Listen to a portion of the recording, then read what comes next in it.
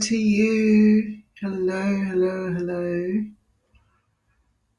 So I saw this letter being read by Brandon Bays, and I never even knew this letter actually existed. So then I started to, do a little bit of research, and I came across the written form of the letter. And it's from Albert Einstein to his daughter. And it's basically a letter from Albert Einstein to his daughter about the universal force, which is love. And basically, with this letter, he actually asked his daughter not to publish it until humanity was ready to hear this, which is so fascinating because I came across it today. And if there were ever a time that humanity is ready to hear this, I think it's now. How it's going to be received by people, I don't know. But basically, from one of the greatest minds in science, this is what he's talking about with love. So I'm just going to read it as it is because it's just so stunning. In the late 1980s, Liesl, the daughter of the famous genius, donated 1,400 letters written by Einstein to the Hebrew University, with the orders not to publish their contents until 2 decades after his death. This is one of them. For Liesl Einstein, when I proposed the theory of relativity, very few understood me. And what I will reveal now to transmit to mankind will also collide with the misunderstanding and prejudice in the world. I ask you to guard the letters as long as necessary, years, decades, until society is advanced enough to accept what I will explain below. There is an extremely powerful force that so far science has not found a formal explanation to. It is a force that includes and governs all others, and is even behind any phenomenon operating in the universe and has not yet been identified by us. This universal force is love. When scientists look for the unified theory of the universe, they forgot the most powerful unseen force. Love is light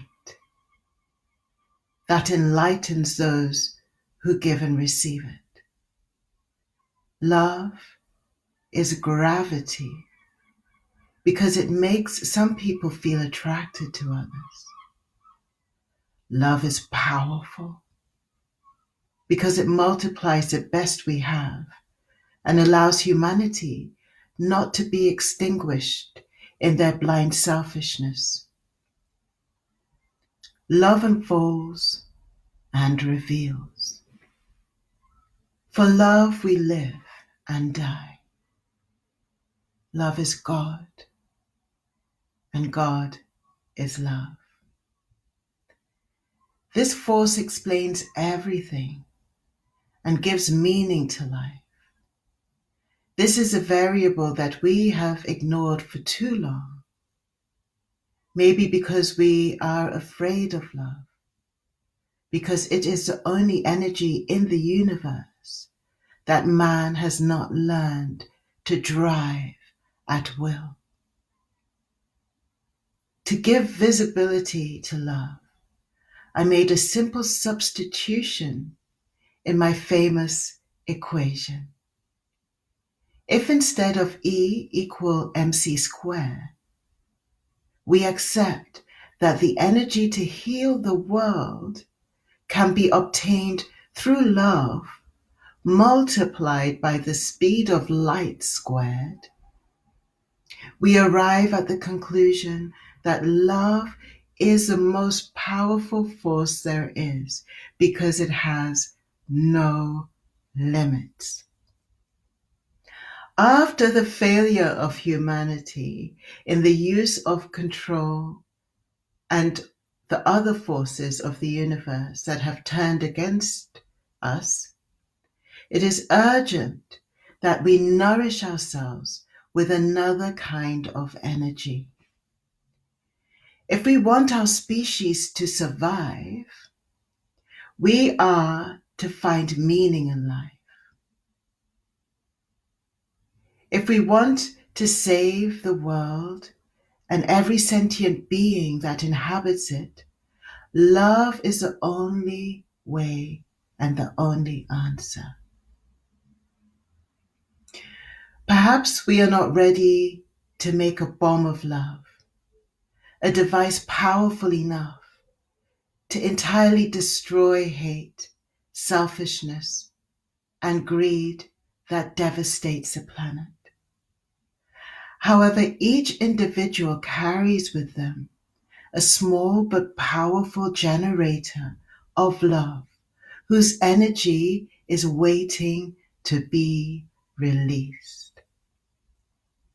When we learn to give and receive this universal energy, dear Liza, we will have affirmed that love conquers all, is able to transcend everything and anything, because love is a quintessence of life. I deeply regret not having been able to express what is in my heart, which is quietly beating for you all my life. Maybe it is too late to apologize, but as time is relative, I need to tell you that I love you and thank you. I have reached the ultimate answer. Your father, Albert Einstein. Absolutely amazing, right? Absolutely, absolutely, absolutely amazing. And it really brings us into a simplicity of what we can do to create the change that is so necessary in our world. Because it is not something that is required on the outside, it's something that we generate on the inside. And we generate this by our willingness to be love, to express love, to show love, to allow love to be in the spaces between us, between each other.